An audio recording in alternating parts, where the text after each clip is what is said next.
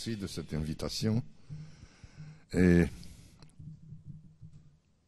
je désire proposer 4 points pour la réflexion et la discussion. Le premier, on ne peut pas nier que la question du numérique par rapport à la religion, à la foi, peut-être à la notion, en général à la notion de vie spirituelle, c'est un défi.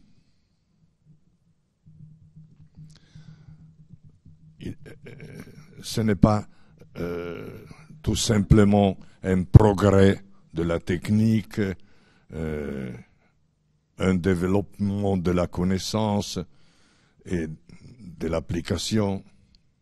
Il y a un défi.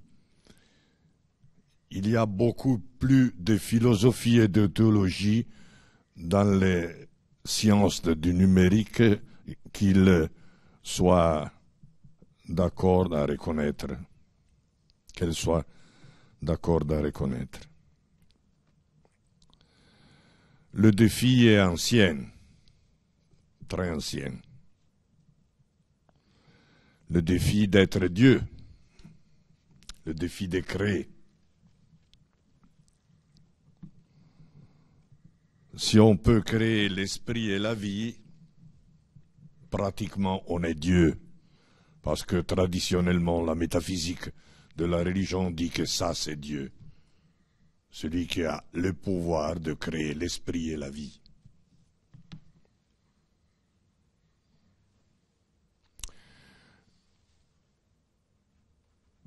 Parenthèse, la religion qui parlait, la métaphysique qui parlait de cette façon, se trompait. Parce que, selon notre foi, le miracle est plutôt la création du corps de la part de Dieu. Nous ne sommes pas gnostiques, nous sommes chrétiens. Et c'est la création du monde, le miracle. Le miracle, c'est que Dieu ne va créer seulement des esprits, des anges, mais des hommes. Et le milieu des hommes, la terre. Donc, il faudrait un approfondissement de ça, mais en tout cas, le défi est posé. Il y a un défi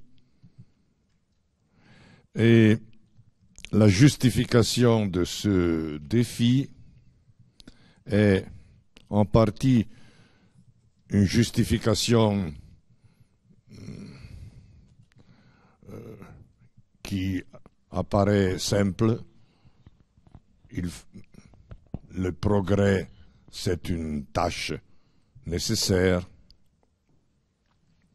Et il y a là des outils pour l'homme qui sont très performantes et même indispensables. Donc il faudrait poser une question à ce sujet, ne pas répondre seulement à le défi de Dieu, de l'être Dieu, à le défi d'une substitution de la création qui serait à l'intérieur de ce progrès, de ce développement. Mais il faudrait poser plus fortement la question du pour nous.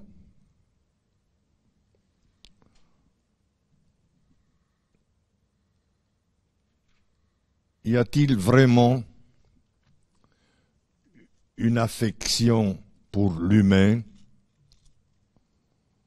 ou la jouissance d'un pouvoir dans la gestion, le management du numérique.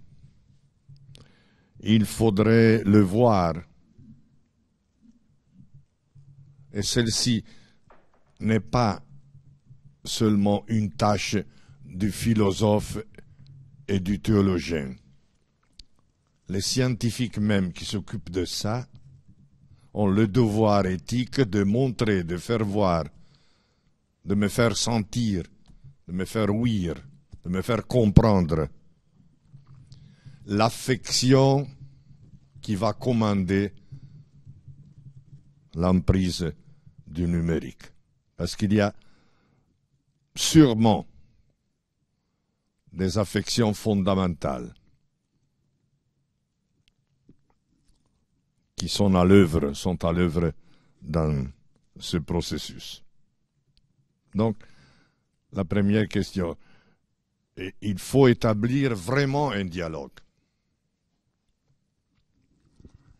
Moi, je suis obligé de connaître, pas un spécialiste, d'accord, mais de connaître de quoi il s'agit dans le numérique, mais les scientifiques du numérique ont le devoir éthique de comprendre de quoi il s'agit dans le religieux, le philosophe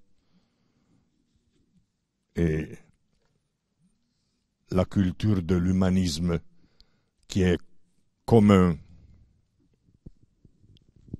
à toutes les cultures de l'humain. Ce qu'on pointe,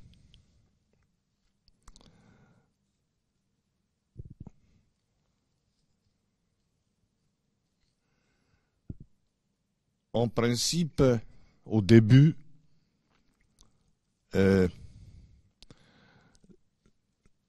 route, c'était la possibilité, la route et le problème, c'était la possibilité de construire la conscience. Donc le but est apparu comme ça. Peut-on penser que la machine va être douée de conscience? Et alors ce serait parfait. Ce ne serait pas seulement intelligence artificielle. Ce serait intelligence et pensée. Mais il me semble que les scientifiques même sont en train d'abandonner cette route.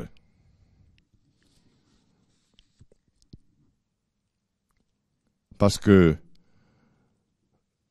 le phénomène de la conscience humaine apparaît non seulement trop complexe pour une machine qui calcule les données, mais trop faible pour elle.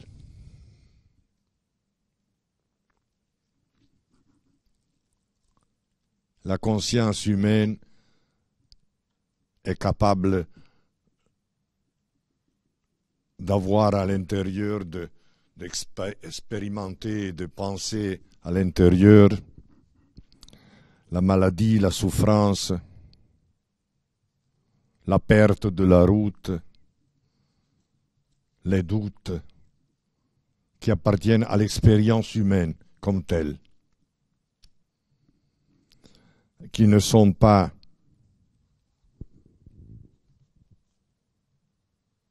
le sommet d'un processus d'information et de corrélation d'information, qui ne dérive pas du tout de ça, qui sont tout autre chose. Et la religion, la métaphysique et la cinquième de Beethoven sont ça.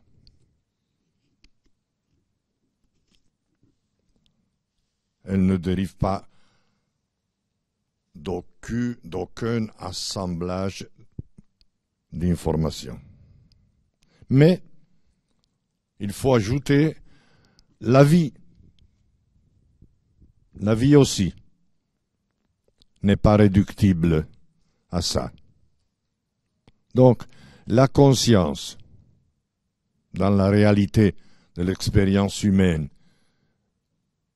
et de la sensibilité pour les affections qui est proprement, précisément humaine, la conscience et la vie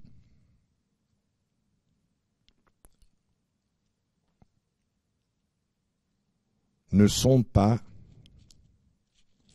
le résultat, l'effet d'une organisation de l'information. Et donc ça tranche une ligne indépassable.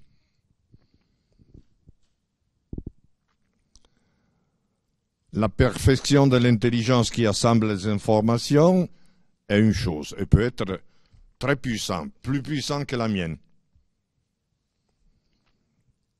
Mais le savoir qui dépasse l'assemblement d'informations n'est pas à la portée de la machine, mais seulement de l'humain.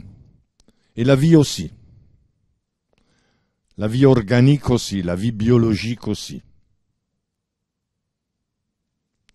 On va, je crois, redécouvrir un petit peu en France et en Italie même l'ouvrage d'un philosophe biologien qui se nomme Ruyère.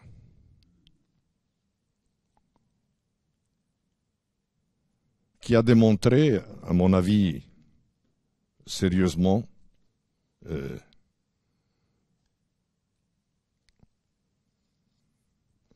que la biologie de la vie n'est pas réductible elle-même à un assemblage d'informations. Donc l'apport de l'intelligence artificielle ou de la biologie constructive, des hybridations et tout ça, sera par définition un outil. Quand elle prend la place de l'objet ou du sujet, elle est hors ligne. Et ça, c'est sûr. Donc, il y a une possibilité critique et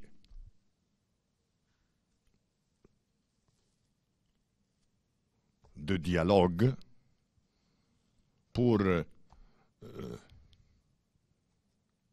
mettre la paix au lieu de la paix des sciences et des savoirs et peut-être de l'histoire et de la culture humaine au lieu d'un défi qui ne mène de nulle part.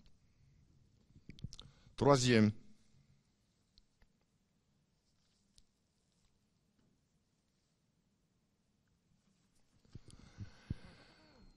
la sensibilité spirituelle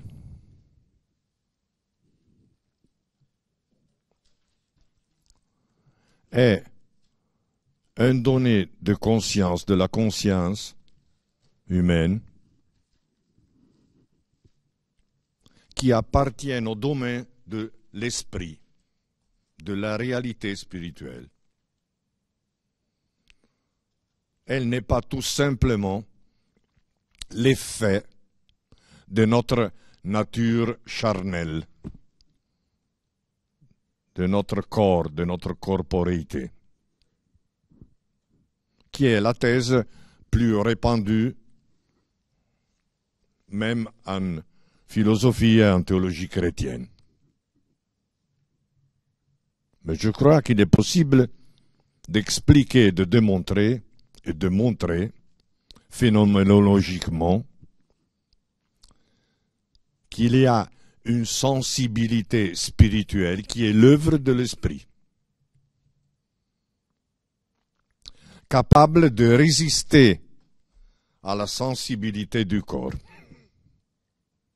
de la contredire même aussi.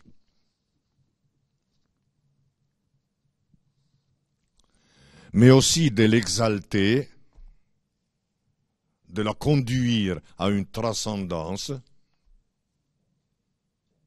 dont les phénomènes sont la commedia de Dante, la cinquième de Beethoven, le quatuor pour la fin du temps de Messiaen, et comme ça.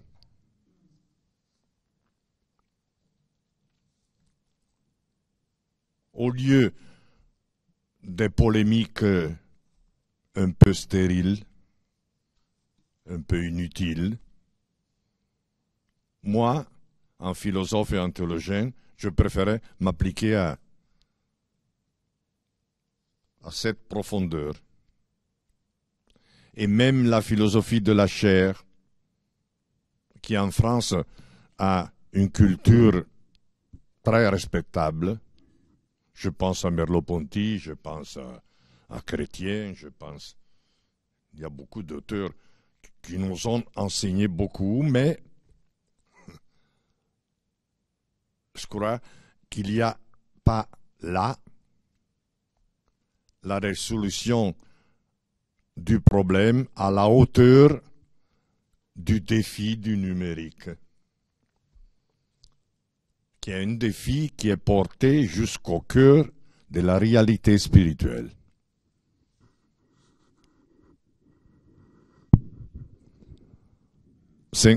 Quatrième, et je conclus, l'esprit, je propose une hypothèse, l'esprit est syntaxe, essentiellement, et pas sémantique.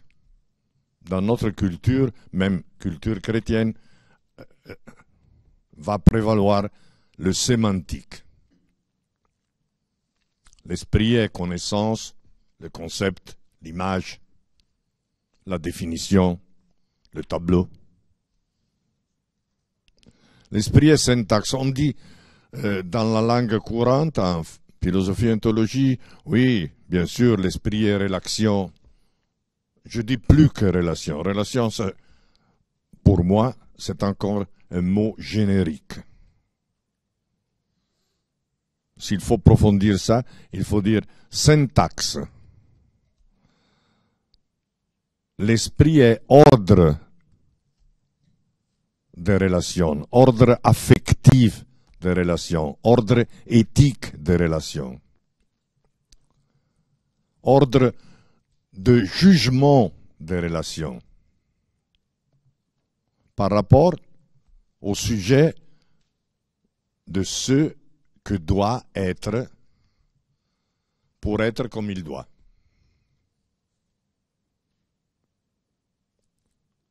Dieu seulement peut créer cette disposition dans le corps humain.